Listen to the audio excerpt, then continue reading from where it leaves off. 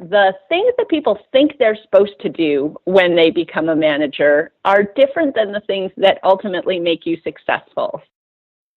You're listening to the Business, Life, and Coffee Show, where business leaders and health experts give insight while you take a break from the daily grind. Your host, Joey Price, is an entrepreneur with over a decade of startup experience and CEO of the managed HR services firm Jumpstart HR. Want to join the conversation or have an idea for the show? Tweet us at BizLifeCoffee or Joey directly at JoeyVPriceHR with the hashtag BLCMoments. Want more episodes? Head on over to iTunes to subscribe. Business, Life, and Coffee, personal development for busy professionals. Now let's get to the show.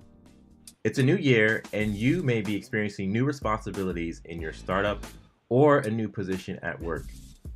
Our next guest, Katy Tynan, is an author, speaker, and coach, and she helps new leaders master the transition to management. So this episode, we're talking about how not to fall on your face this year when it comes to your new responsibilities. Katy, welcome to the show. Thank you so much. It's great to be here. I'm glad you're here. Now, hey, this is a new year. We're turning a new leaf on the clock. Is this a good time to jump into a new management role?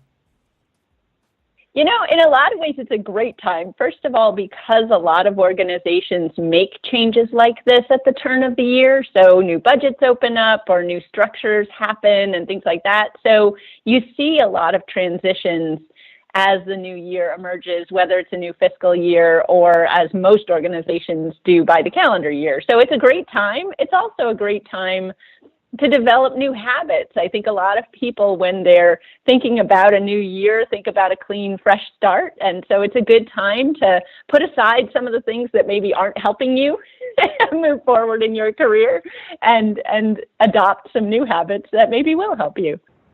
Now, Katy, from your experience, you teach people how to succeed well in management. What are some of those disasters or bad habits that people make? You know, I think no one intends to be a bad manager. In all the work that I've done, I've never met anyone who went into a new role thinking, gosh, I'm going to be terrible at this and that's what I want. You know, I really want to annoy people and micromanage them. Nobody intends to be a bad manager, but the habits and the things that make you successful as an individual contributor are really, really different than the things that make you successful as a team leader or as a manager. And so I think a lot of the disasters come from people not really understanding what the difference is and therefore not knowing how to make those transitions in a smooth and graceful way. So a lot of people jump right into management. They try, they do their best, but they don't succeed. And then 6 months or 12 months down the road, when everybody around them is really unhappy, that's when they step back and say, gosh, maybe I should look at this a different way. Maybe I should go try and get some support. And I always want people to get that support even before they start the transition. I would love it if people got new manager support when they were 6 months before their transition, but that's not typical. Again, we're joined with Katy Tynan, who is an author, speaker, and coach, and author of the new book, How Did I Not See This Coming? A New Manager's Guide to Avoiding Total Disaster. Katy, let's unpack your last statement where you said people often jump into management roles and don't know the responsibilities of a manager. Could you make it a little bit clearer and say, when you become a new manager, you need to be good at X, Y, and Z. What's X, Y, and Z? Yeah, I talk about this a lot in the book because the things that people think they're supposed to do when they become a manager are different than the things that ultimately make you successful. So let's talk about that in specific detail. Typically, if you're really good at what you do, you are in line potentially to lead a group of people doing what you do. So you have gotten there by being great, by being highly skilled, highly productive, and typically by being an independent operator. And then what people tell you is, oh, you just need to learn to delegate. You just need to tell other people to do that stuff. But what a lot of people trip over when they try and do that is those other people aren't as skilled as you are, and then you get frustrated because their work isn't as fast, as good, as whatever as yours would be. So then you take it back and say, I'll just do it myself. So I would say that is the most common management disaster, is attempted delegation followed by frustration, followed by trying to do it all yourself. And rather than doing that, what I think a lot of managers miss is that their role needs to transition to becoming more of a coach, more of a vision builder, somebody who shows people the end result that we're all trying to get to together, and creates an environment where everyone can be successful. Now, that's not easy.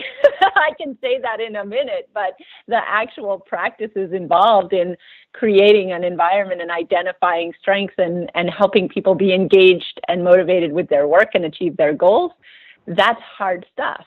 And so that's where I typically see people falling down when they become new managers, is that they've never been taught how to do those things. They don't even know how to start. And so they focus on very tactical things like time management. What am I doing today? What are you doing today? And typically that just magically transforms almost instantly into micromanagement, which nobody wants. Katy, I think you can also double as a relationship coach as well.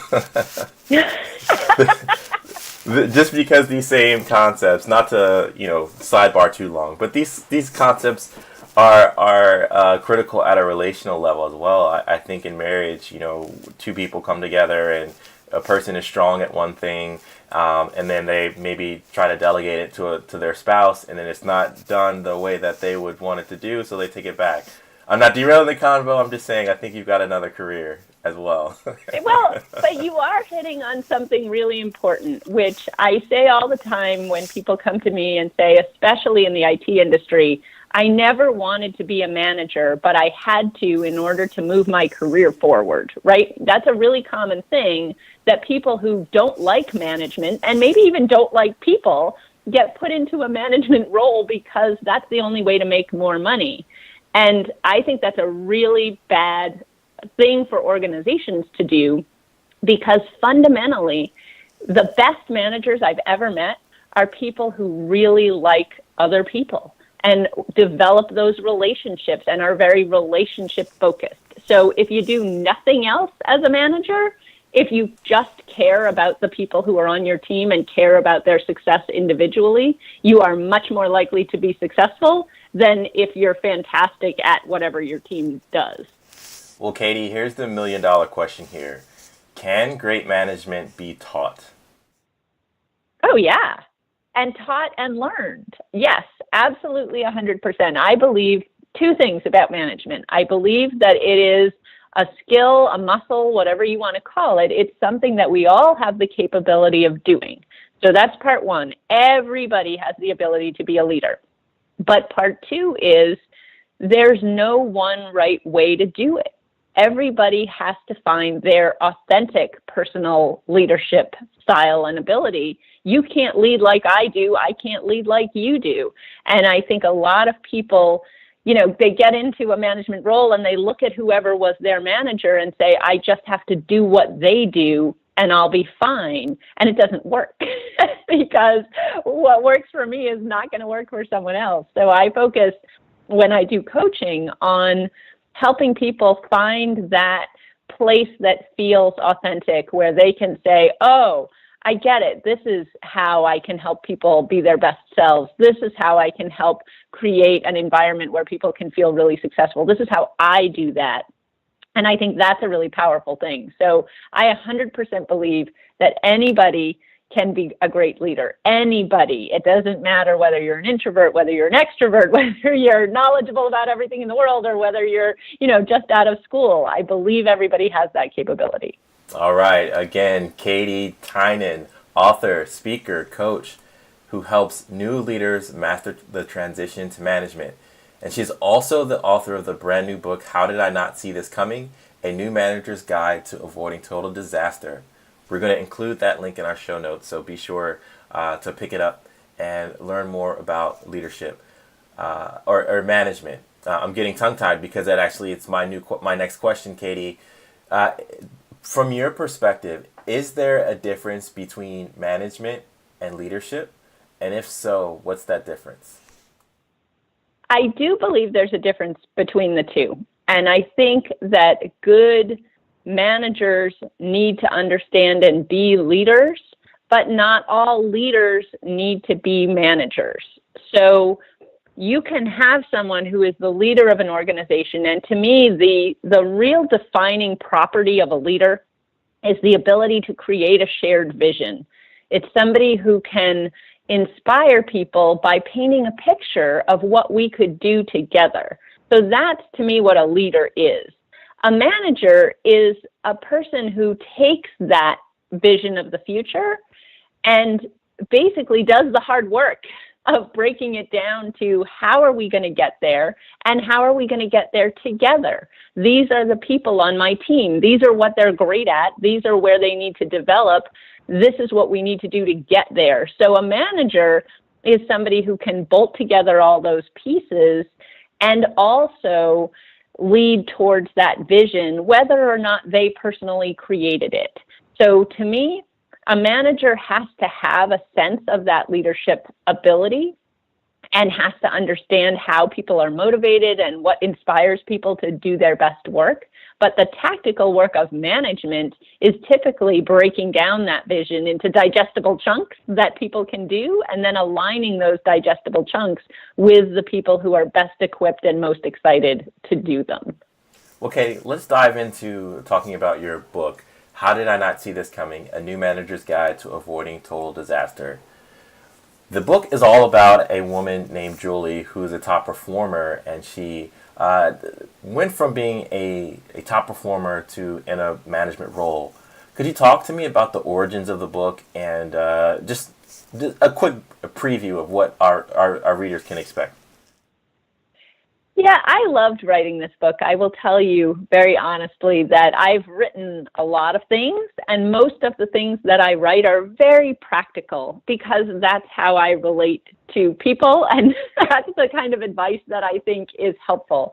But when I was putting together this book, and I was doing it in collaboration with the Association for Talent Development, who published the book, we were talking about how to take some of these ideas which are not rocket science. I mean, really, the stuff that I talk about at the new manager level is stuff that lots and lots of people talk about. So I'm not Malcolm Gladwell. I'm not talking about stuff that's like blindingly, shockingly exciting.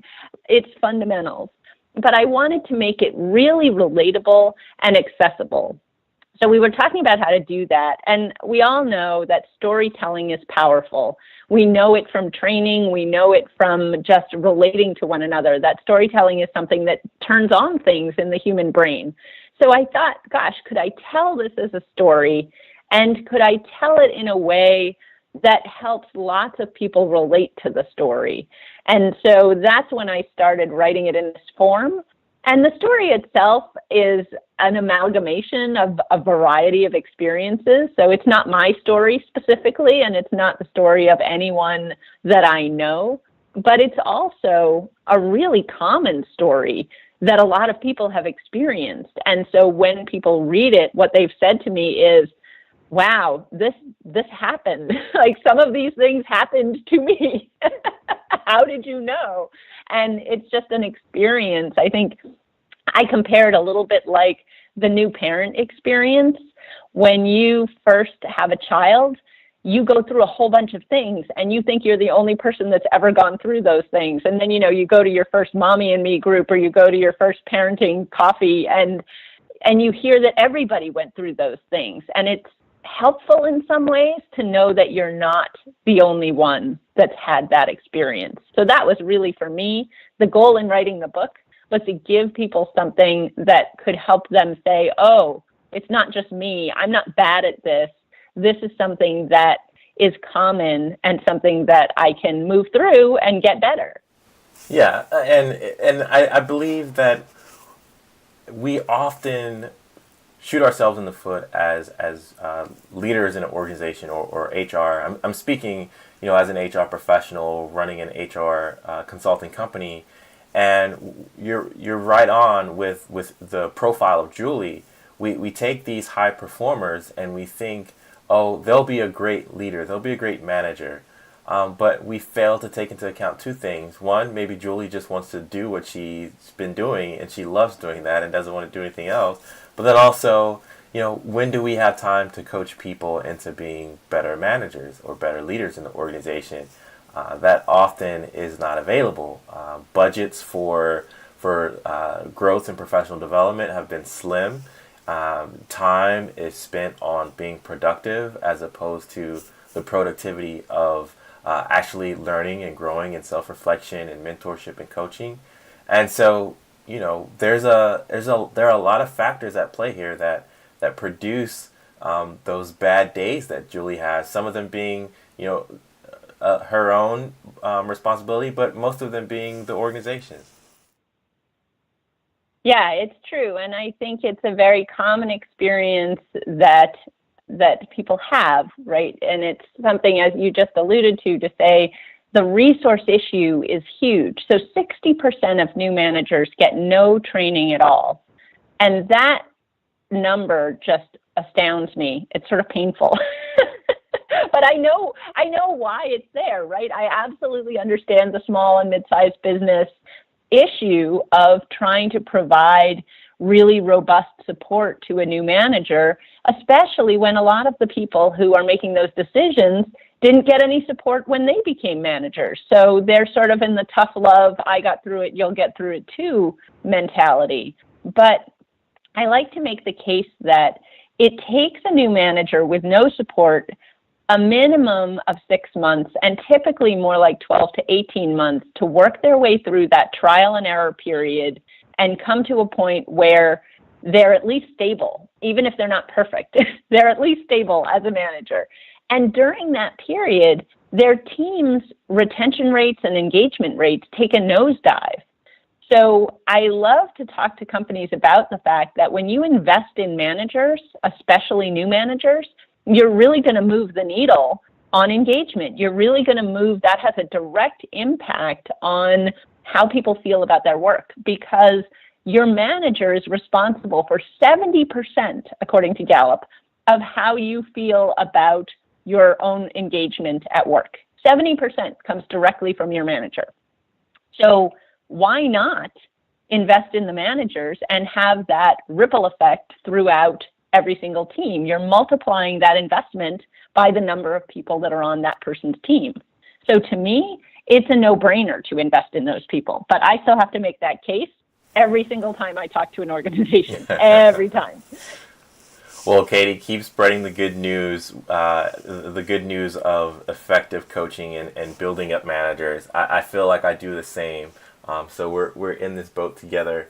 We're joined with Katy Tynan, who is an author, speaker, and coach. Katy, how can people reach you? So I'm all over the internet, and I try to be really accessible. So you can connect with me on LinkedIn. You can connect with me on Twitter at Katy Tynan. You can find me. I have a website, katytynan.com. I also have a website called surviveyourpromotion.com, which is really meant to be a toolkit for new managers. It's where I put a lot of my articles and tools and guidance for new managers. So I'm happy to help, and I'm happy to talk to anybody who is struggling or anybody who has an organization that wants to support new leaders and new managers. So reach out to me, and I will be more than happy to help and to help figure out how we can make more new managers successful. Thanks, Katy. And since this is the top of the new year, do you want to end the note on a resolution that you have for this upcoming year? Yeah, it's interesting. So I am taking a leap this year personally to focus solely on this. So for the last probably 10 years of my career, I've been a consultant, and I've done a variety of consulting things, but to me, the most rewarding work that I do is in this new manager space. So my resolution for 2018 is to focus 100% on doing this work and on helping people achieve their goals and become great managers and inspire their teams. So that is my New Year's resolution this year. And I always love the fresh new year, the fresh new start, and the ability to say, okay, let's start from today and let's measure it and let's see where we get. Love it. Katy, thanks for joining the Business Life and Coffee podcast. Thank you so much. If you've recently started a business, why take away time from what you're good at, only to focus on difficult, pesky HR problems? Jumpstart HR LLC offers a better solution. Jumpstart HR provides HR outsourcing support to U.S.-based small businesses and startups, and was recently ranked among the top 10 HR outsourcing firms in the country, according to BusinessNewsDaily.com. From recruitment to employee handbooks to legal compliance, Jumpstart HR helps you get peace of mind about the people in your business. Visit jumpstart-hr.com for more information or follow on Twitter at jumpstarthr. Jumpstart HR. Let's build a better business together. Thanks for listening to the Business, Life, and Coffee Show with Joey Price. We hope you're inspired to become the best version of yourself after listening to our guest. What thought or idea stood out the most to you? Keep the conversation going by tweeting the show at BizLifeCoffee or our host at Joey V. Price HR with the hashtag BLC Moments. And if you like what you just heard, pass along our podcast to at least 5 people. Detailed show notes can be found at www.businesslifeandcoffee.com, and our full archive is available on iTunes, Podbean, Stitcher, and Google Play. This has been a Jumpstart HR production. Join us next time for another edition of the Business, Life, and Coffee Show.